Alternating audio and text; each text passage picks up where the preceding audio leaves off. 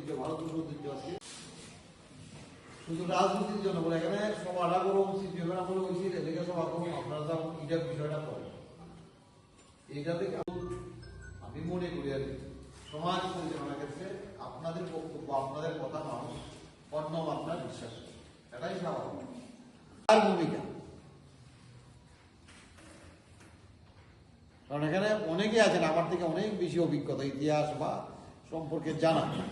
কারণ এই ভারতবর্ষকে কার নেতৃত্বে 3 টুকরা হয়েছে, অখণ্ড ভারত খণ্ড হয়েছে, সবাই জানে।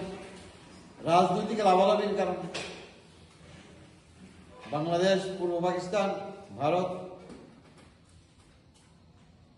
ঠিক আছে না? ওই জায়গায় দাঁড়িয়ে আমাদের স্লোগান ছিল, মোদিজির স্লোগান ছিল বা বিজেপির স্লোগান ছিল, এক মিশন, এক বিধান, এক প্রধান।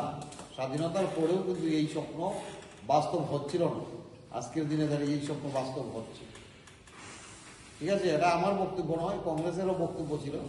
কেন্দ্র থেকে 1 টাকা আসলে রাজ্যে 10 পয়সা এসে বসত, এটা ওদের তাদেরই বক্তব্য। আর আজকে কেন্দ্র থেকে 1 টাকা পাঠালে আপনার অ্যাকাউন্টে 1 টাকাই এসে প্রবেশ করে। এই জিনিসগুলি যদি আমরা না বুঝি, কর্মচারী বলে এই বক্তব্যটা আমি রাখছি, আমি সব জায়গায় কর্মচারী এই কথাটাই বলি। কর্মচারীর মাথায় এটা আসতে হবে যে আমি সিপিএম করেছিলাম, সিপিএম এর আমরা চাকরি পেয়েছিলাম।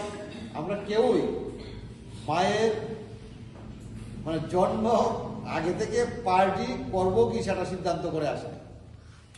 জন্মের পর স্বাভাবিকভাবেই বড় হই, পড়াশোনা, চাকরি বাকরি যাই হোক, নিজের বিচার বিশ্লেষণ করার ক্ষমতা রয়েছে।